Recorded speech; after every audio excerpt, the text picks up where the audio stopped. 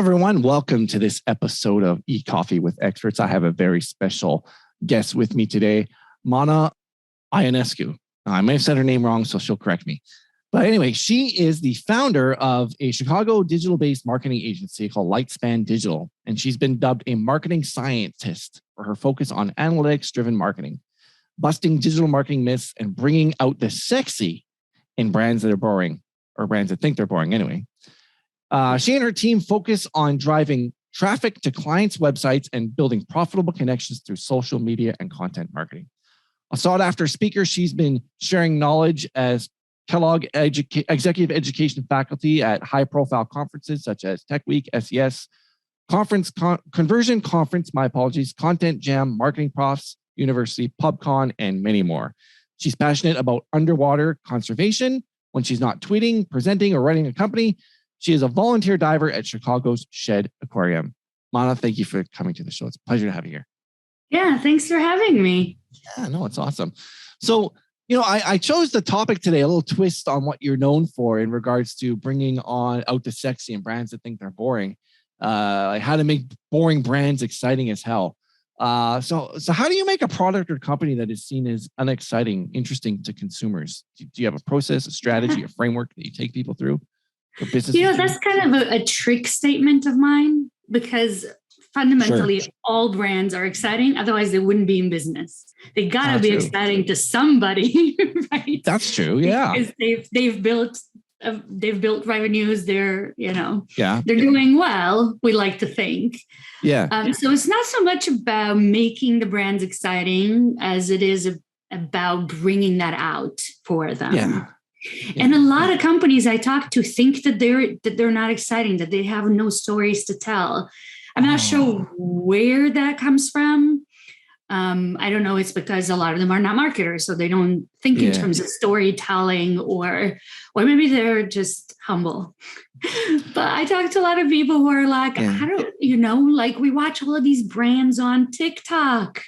Mm-hmm. We're not like them. How are we going to be on social media? Yeah. And I am here to tell you that it is possible.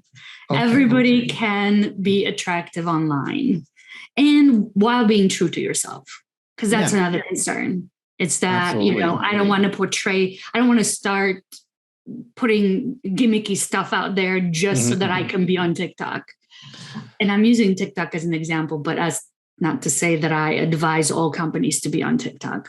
Yeah. Well, I mean, I think TikTok is like the crave right, or they're all the rave right now in regards to, it's the newest thing. But I mean, whether it's TikTok or YouTube or Twitter or Facebook or Instagram, is there a specific company? Like I can think of one of the most boring businesses out there that to make sexy or to make exciting is accountants. Like, do you have any stories similar? Like accountants, it's the most boring business. And I have friends who are accountants and they're nice guys.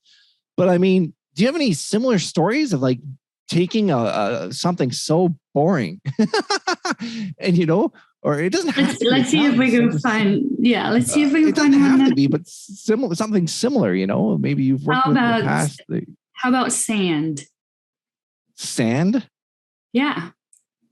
How about selling sand? Get out of town. More boring than accounting? You worked with somebody selling. Are you serious? Well, see, this is the interesting thing about life. Yeah. There's a lot of things there's a lot of transactions that are happening in the world, and a lot of products that are being made that are designed to make the products we know of. We may not know or think of them, but they are crucial to what we consume every day. Yeah. We can't have glass without silica, without sand. Yeah. You may see a beautiful glass object, a piece of art that's made out of glass. Well, somebody sells that raw material to somebody else. Wow. That they can turn it into glass, right? So yes, there are companies, and because I live in the Midwest of the United States, which is a very traditional, very industrial area, this is where we have Caterpillar. There are sand mines here. There's all sorts of stuff happening here that makes it so that we can buy things that we use in our everyday lives. So if we were to look at just that one object or at that company, it may not seem that sexy, but the ultimate result of having that is very sexy. So if we allow our creativity to go wild, we can go from thinking of sand as just this thing that weighs a lot and has to be carried a lot around to these beautiful sand glass creations. So that's an example. Another example, we actually worked with a company that makes sewage cleaning equipment. How does that compare to accounting? Yeah. That's so yeah, absolutely. There are some companies out there that may make accountants feel very exciting. Well, what did you do to make the sand without? I don't want to get real any details you can, but what did you do to make sand more appealing? Like, what is your framework that you took to develop the story for that particular instance? Or if you want to talk more generic, so you don't like reveal a company strategy, it's entirely up to you, of course. Yeah, I mean, first it's all about knowing your customers, right? Who's buying this, right? And what are they going to use it for? Are they going to make glass, or are they going to make other applications, or they're going to use sand for blasting? It's all about your audiences, and then the trick is to find out what's exciting to those audiences, and create content that is sexy to them. Because as we know, what's interesting, even what's funny, right? What's funny to me may not be funny to you. It's the same with what makes sand sexy. What may be interesting to one particular buyer may not for another. So, if the buyer makes glass, there's a lot of stories that can be told about the applications of glass. If the buyer is in construction, there's a lot of stories that can be told about the role of sand in construction. There's a lot of stories that can be told about the supply chain. Supply chain was not a commonly used term, except most people did not think of supply chain until COVID hit. And then everybody talks about supply chain. So right now, it's actually a really interesting time to create content about what makes the world spin, because the supply chain is what makes things happen. And as we can see, we have shortages because breakdowns in supply chain, which we never had to think about before. So now when it comes to content marketing, and a lot of these companies that produce raw materials or that handle raw materials, there's a lot of very interesting transportation and supply chain stories that can be told. So at the end of the day, with all of the stories that we need to tell, they have to be a match to the audience. Okay. And we have to also pay attention to, let's go back to the sewage cleaning equipment. Yeah. Here we're talking about significant machinery, large in size, very expensive, and very technologically advanced, with cameras and other tools that can basically act as our eyes in a dark environment. So the people who buy this equipment, they are very proud of what they do, and they are very proud of their machinery. So we found them in forums and on social networks showing off their equipment. So where we think of sewage, ick, gross, whatever, they're thinking this machine is awesome, and I'm awesome because I have this super high-tech machine. And to them, a lot of times it was like showing off their new car. And then they also know how to have fun. Just because they do dirty jobs, they know how to have fun. Yeah. So we found forum conversations where they were talking about what is the weirdest thing you found during a cleanup. And the list was hilarious. Obviously everything from wedding rings to, I don't know, full costumes. and like Halloween costumes and things. Wow. So the end users know how to have fun.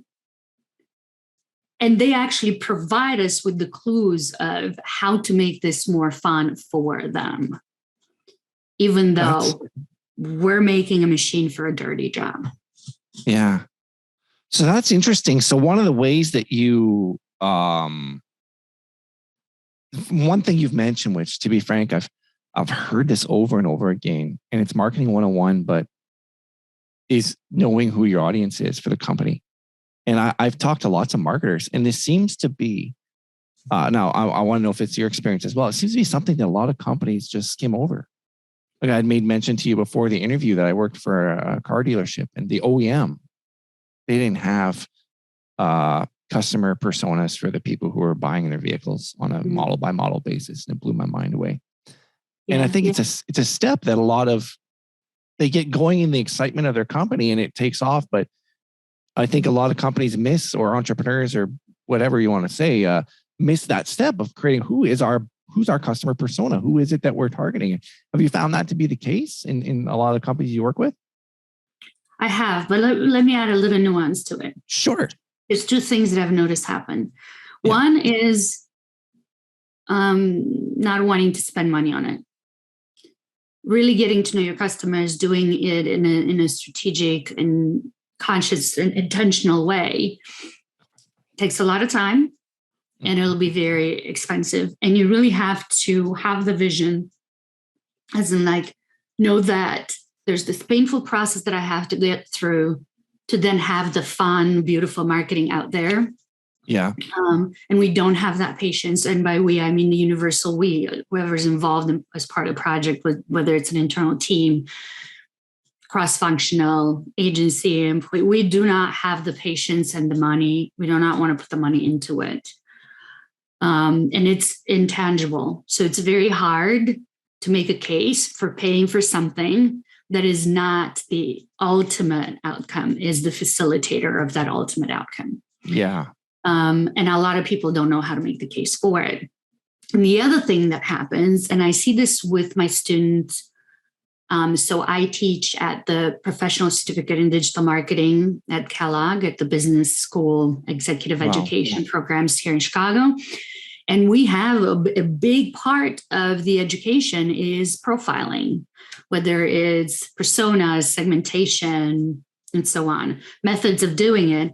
And the students complain that it's too much and we're spending too much time on it. They want to get to, how do I tweet? And I have to remind them over and over again that it is the most important. Before you know how to tweet and what to tweet, we need to get through that stage first. So even us practitioners, we're impatient. We want to get through it as fast as possible. And then the third thing that happens is that we are still doing it in the old school way when we had limited data.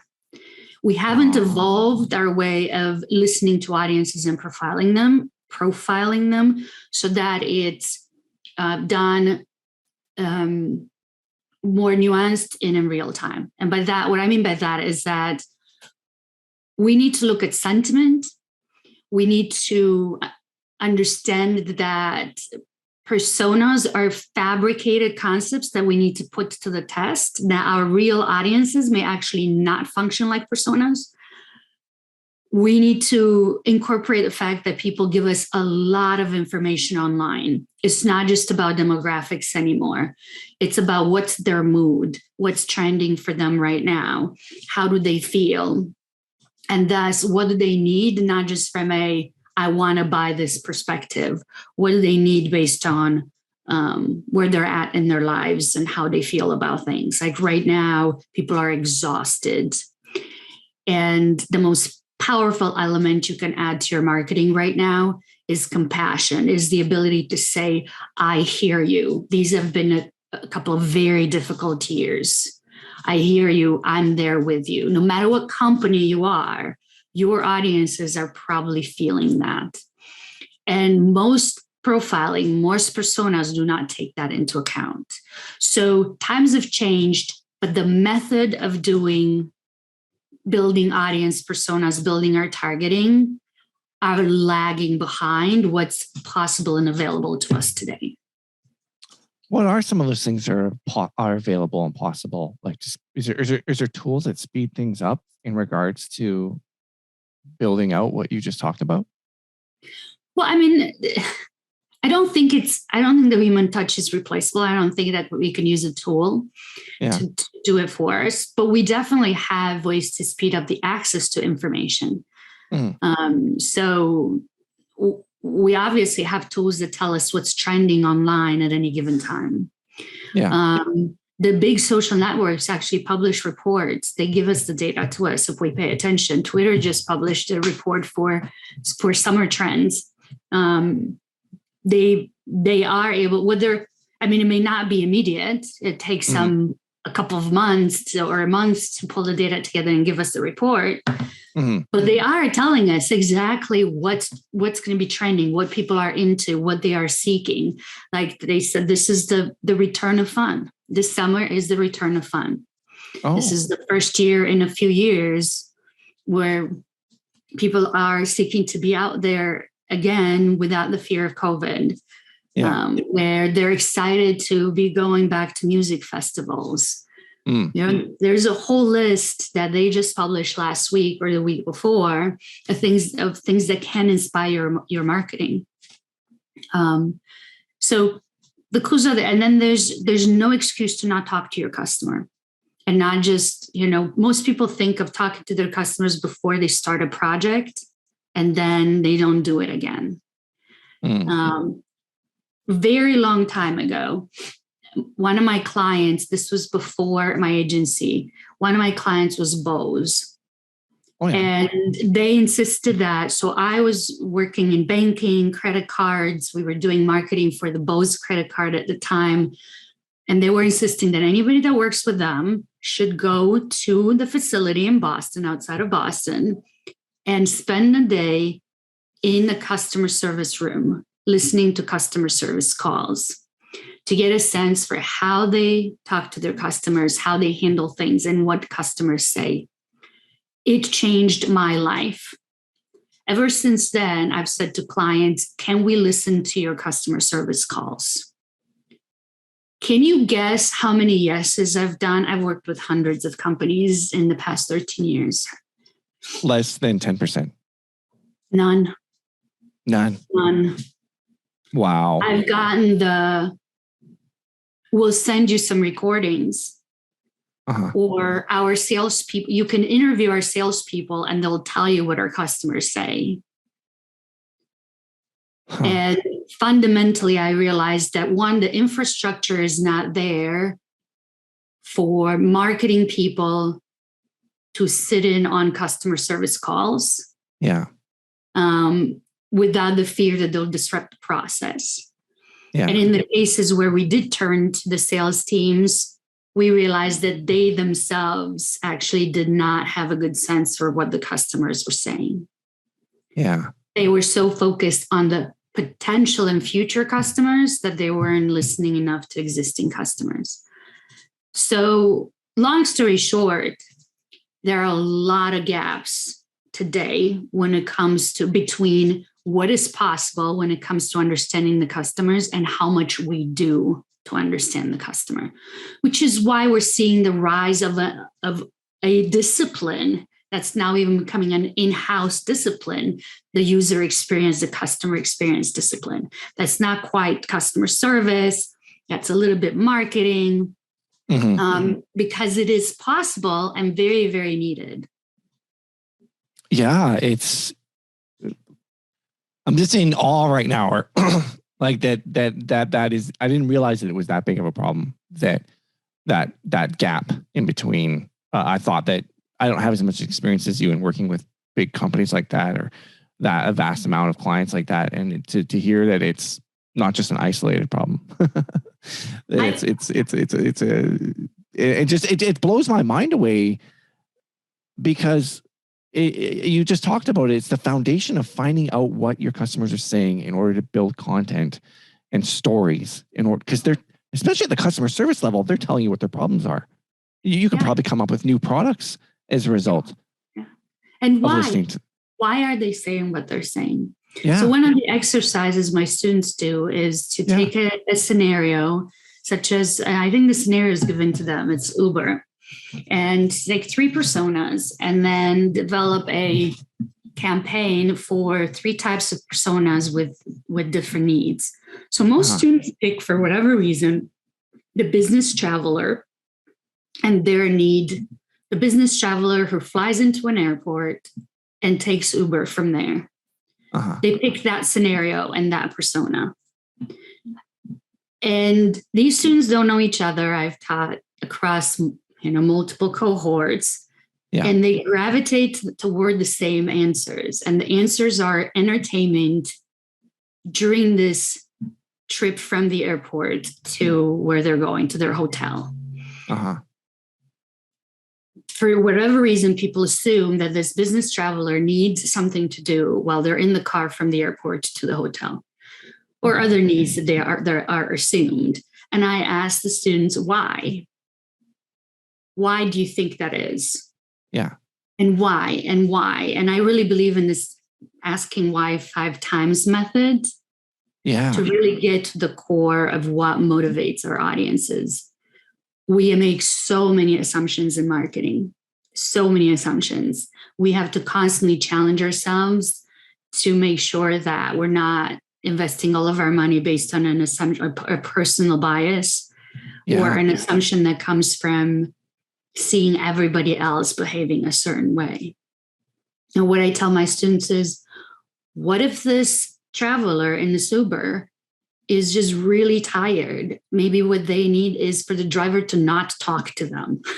Like, what if they're really hungry? What if they're, start thinking about their emotions and ask yourself questions, beyond just the utilitarian function of this ride from the airport to the hotel.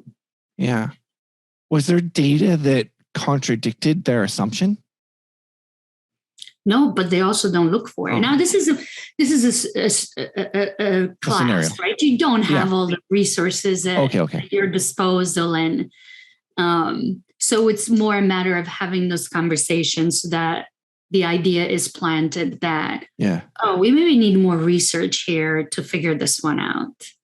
Yeah. Another example is a toothbrush brand that discovered that the kids, these are all hypothetical scenarios, discovered that the kids just don't want to brush their teeth. What parent hasn't run into that issue? And the kids are okay brushing their teeth in the morning, but not at night. So the students are asked to do a marketing campaign. And the interesting thing is that they gravitate toward product enhancements, not marketing campaigns. So they come up with ideas like, we're going to do an app. Although in marketing now, marketing and product development are starting to get closer and closer together. So I think as a lot of times as marketers, we get distracted from thinking about the customer and think we have solutions a lot faster than we should. And we dive right in to try to implement things. It's very tempting. It's very tempting for me too, to jump straight to wanting to do things and not stop to really think about what's happening there. Yeah. I ran into that at the dealership. All they wanted was leads, but there was no foundation for me, or like you talked about, there was no patience. There was no even inclination to develop the proper. And looking back, how I was able to achieve what I achieved, I don't know, because I didn't have what you're talking about, even though I wanted it really bad. And in some ways, I tried to develop it to a certain degree because I used the CRM. This was an established business. So I looked at the data set of who was the average. I exported the data of all the certain type of vehicle buyers out of the CRM and then analyzed that data in Google Sheets of, what was their average age range, what was their, you could, because car dealerships do a lot of financing, you can also see what they do for a living and so on and so forth. And, one of the main problems that people had from switching from a sedan to a sorry, I just did one of the major problems that the companies had from switching to a sedan to an SUV was family growth. They would start off, they just graduated university or college and they're buying their first vehicle. It's a car normally, however, that's changing. And then they would get married and they'd realize, this is too small. We need, the family growth was a driver of the reason for getting a larger vehicle. But, I didn't have all that data of, what were they? Oh, well, they just generic stuff. So it's amazing because it's so critical to what you're talking about and what you've mentioned in regards to developing the stories. And there's probably even things in there, like you just mentioned sand, that just blew my mind away. And there's probably so many interesting stories now that you've pointed out that could be made around sand and the things that are made with sand. Like I just thought sand and I thought of the beach. I thought, what are you talking? What's sand?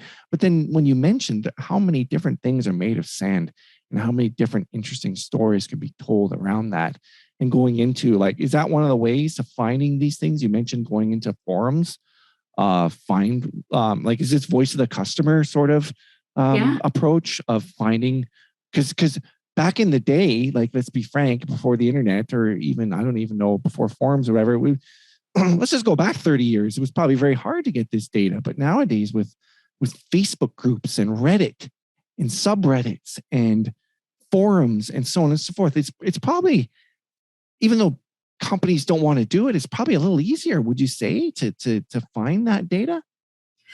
Well, yeah. I mean, ethnographic research has kind of come to us. Yeah. We don't have to travel and be in the customers' homes. We can go on forums and kind of get an estimate for how they behave. But it's also advanced to the point where there's research companies that will give a tablet to a participant and they go into a store and the tablet walks them through prompts as they shop and they interact with the products. So, and then record their experience. And that way we capture ethnographic research type information, user behavior information, even in a retail scenario. It's possible with the technology that's available today.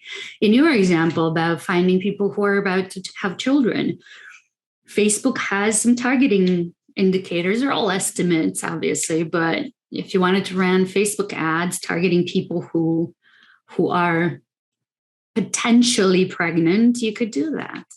Then there's the classic Target example where Target mistargeted people based on their, or rather they started sending baby information to a family's home. The daughter was pregnant, but she didn't want the parents to know. Yeah. And I heard that story. That's remarkable. Yeah, that's a classic of mistargeting. So that's the danger of having so much information too, is that we may think that we know, and we may think that we're allowed to speak to people with a certain level of familiarity that may actually turn them off.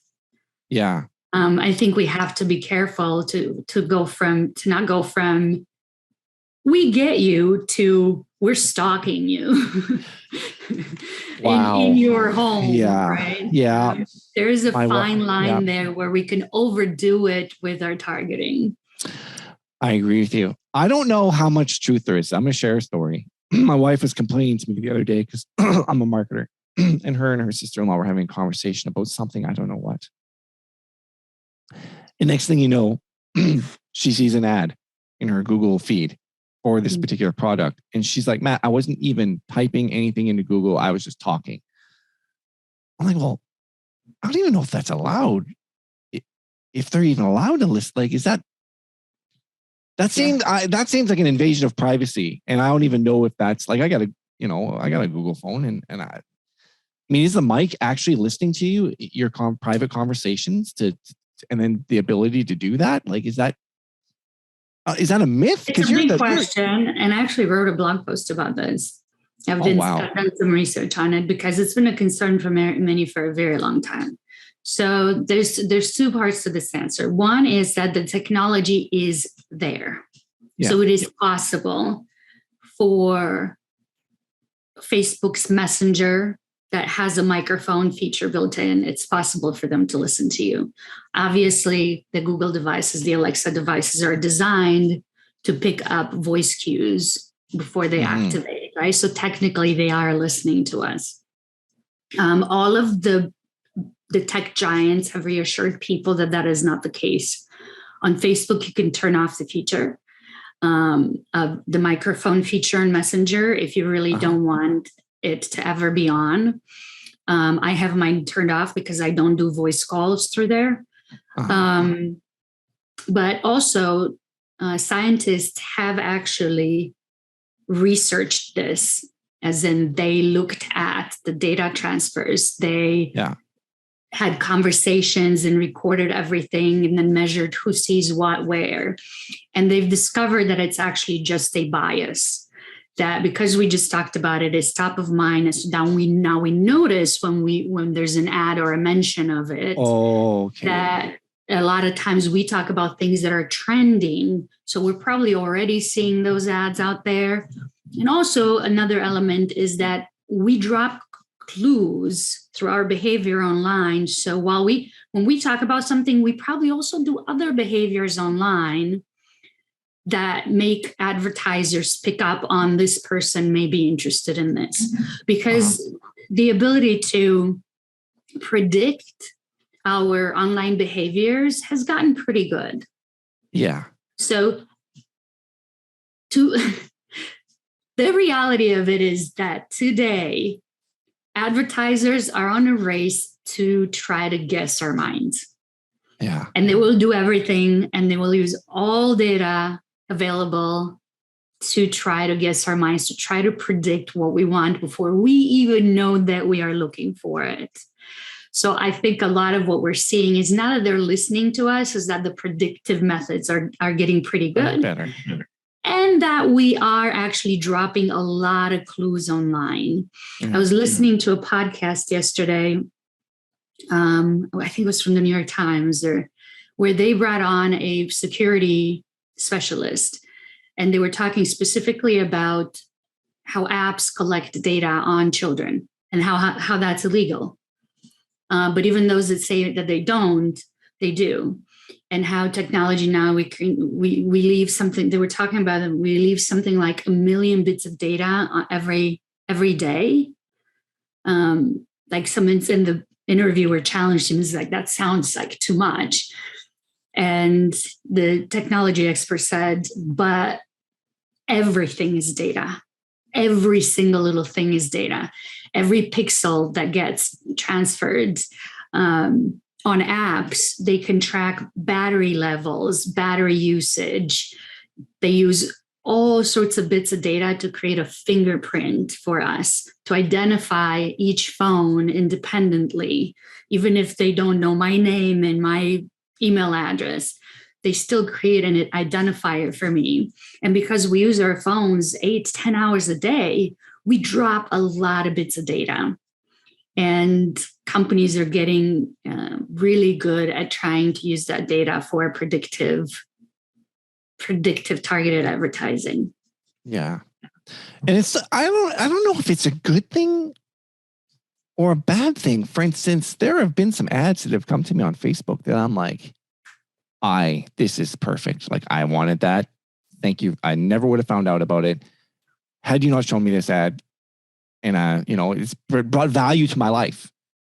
Some, not all the cases, but like, a lot of cases that's been the scenario. And so I don't know. I mean, I would rather have ads that are relevant than just some stupid ad that I'm not interested in. You know what I mean?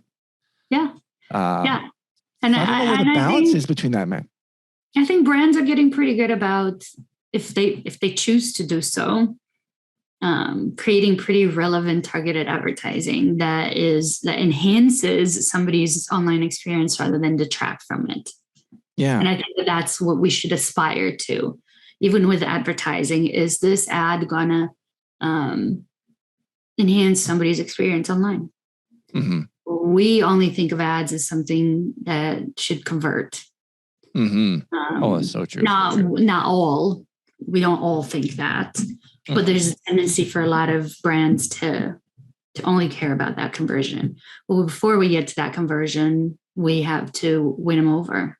First, they may not even know who we are. Mm-hmm. So there is a process, there's a life cycle to it. And, the customer journey.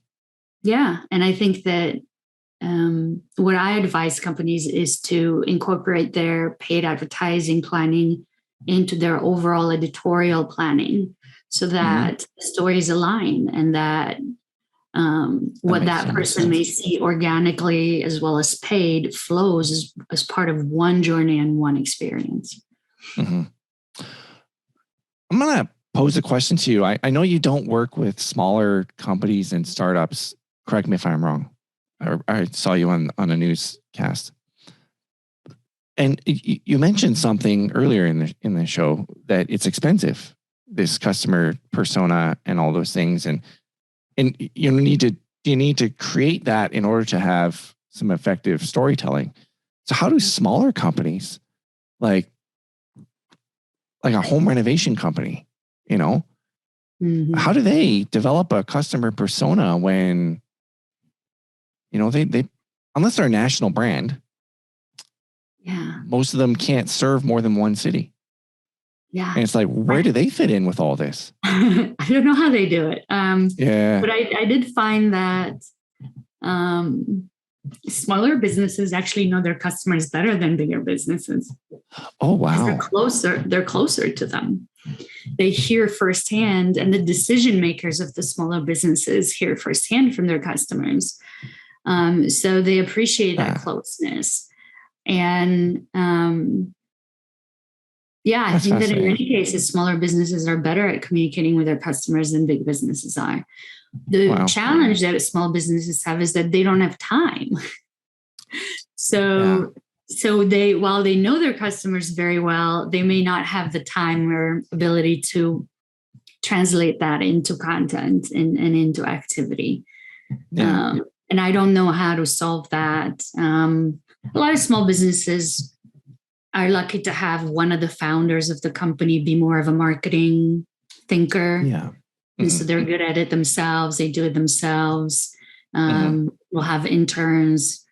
I think it's really important to hire the right people, even if they're entry level. I've worked with entry level employees, some of them who were very fast learners and were very mature and did very well. And some of them who needed a lot of hand holding. If you're a very small business, you can't bring in somebody who needs a lot of hand holding. You want to hire people who care about listening to the customers. And the third one is, and I'll say this about social media, you want to hire somebody who likes people. And it might sound weird, but I remember once hiring somebody who said, I'm antisocial. I don't like people. Well, guess what? They didn't last very long. Their marketing wasn't that great. They didn't like people. And you don't think of that. You don't think of that when you hire somebody. But somebody who is that negative is not going to be a good marketer. No, why did they even go into the profession? I don't even understand why they would even go into the profession. Yeah. So I mean, I think a lot of people are mesmerized or are interested in the creative side of things. They want to create interesting things. Yeah. And that is a big part of being a good marketer. But you have to like people. And by that, I mean, more than some of the best marketers I've worked with were people who were former bartenders. Yeah. People who loved people and more than your average person, who are probably extroverts and or just love to listen to people. So I think who you hire matters, especially if you're a small business. Yeah, that's amazing. That's just kind of interesting to me because I spent some years working in the hospitality industry in every area of that industry, from bussing tables all the way up to managing an entire restaurant, to bartending, to serving, to working in the back of house, everything. So yeah, you have to like people. So I guess I don't know if we should have you back for a second part. I would love to. I know we're getting on in time here. It's coming to the top of the hour. There's so many other things I'd like to ask you about. How brands can build authentic relationships, and exploring the idea a little bit more about. I know we talked about how to make brands exciting, and it's regards to, finding out who your customer is, listening to what they're saying, finding out some of the things they're saying on forums and social media and Reddit and so on and so forth, and turning that into the content. Then there's probably some fascinating stories about the supply chain with sand that would be very interesting. I mean, there's an entire podcast that's made about, I think it's I don't know the name of it, but like how stuff works or something along those lines, or how it's made, or how it's built, how it's built.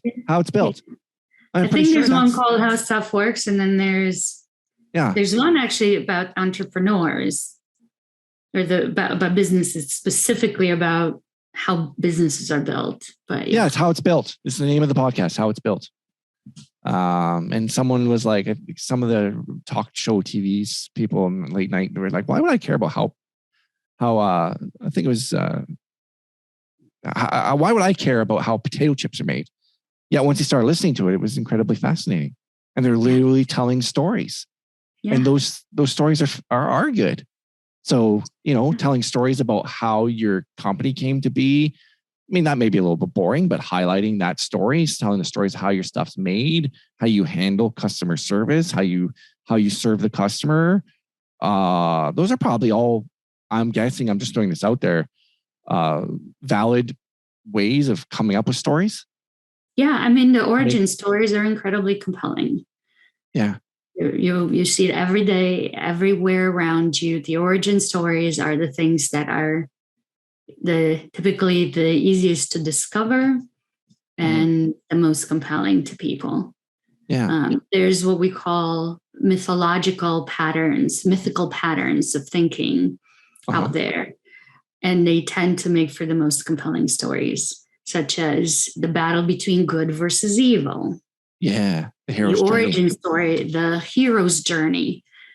All of those formulae are very useful in creating content that people care about. Wow.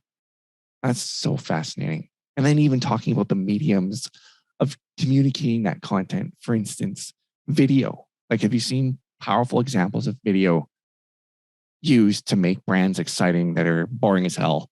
And you can make an incredible video that would communicate that story that you've come up with and have an impact. Boring is a relative term. Yes. But for your average person, for example, big trucks are not that interesting. For little kids, maybe. But Volvo does an amazing job. Volvo has a YouTube channel, and at one point they had a series of videos where they were done from the perspective of the drivers.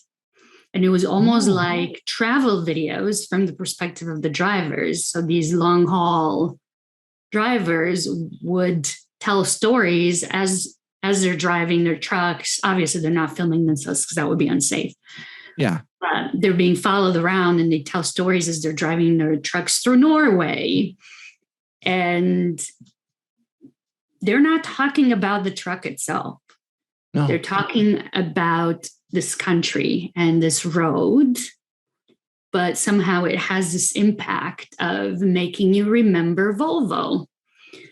And that for that particular purpose, for brand recognition purposes, that's very impactful. They focus on women drivers. There's a shortage of women drivers for commercial vehicles. So they'll have women drivers tell stories as they're driving these Volvo trucks. And then we realize these trucks are amazing. Like the living conditions in them and the technology and everything. So as they take you on this journey, you learn about how amazing their trucks are. But you don't even realize that that's what's happening. But when you walk away from it, it's completely changed your mind about who Volvo is. It's brilliant. It's just brilliant. That is brilliant. That is just so, I'm so glad you shared that story. Hey, I know we're running out of time. So is there one takeaway you want listeners to get from this episode? Oh, I feel like I've talked too much in many different directions. Yes, we've talked about a few things. I think that the one thing I want people to remember is that everybody has a very interesting story. Yeah. You just need to find yours. Don't ever think that you don't have something to say or something to say that people would care about. Talk to people around you, talk to your customers, ask them, what do you see in us? And you will find that sexy story. You just have to believe that it's there. And it is. Most companies will have that story. It's just a matter of bringing it out to the light and enchanting people with it. That is an awesome, awesome closing statement. Thank you so much for sharing that. Hey, number one, you mentioned that you do some instruction through the Kellogg. Forgive me, the Kellogg. I got to go back up to your bio. The Kellogg boot camp program. Yeah. Yeah. Is that available just in person, or is that available? Can people connect with? Can people join that online? It's all online. It's all online. It's synchronous, so you can, except for like office hours and things like that, they're real time. You can learn through, everything's recorded and it's online. Oh, wow. Actually, every cohort, I have somebody from Canada. Oh, yeah. Cool. That's neat. There's people from everywhere in the world participating. Wow. What would they Google? Where would they go to find out that particular course that you're teaching? I'm not sure what the link is right now. Oh, okay. No problem. I'll get it. I'm not involved in promoting it. Okay. Because it's their program, not mine. Okay, sure. I can mail you the link if you're interested. I can find it. Yeah, I think our audience would maybe people in our audience would be interested in that. And how else can they connect with you online? You can find me at lightspandigital.com.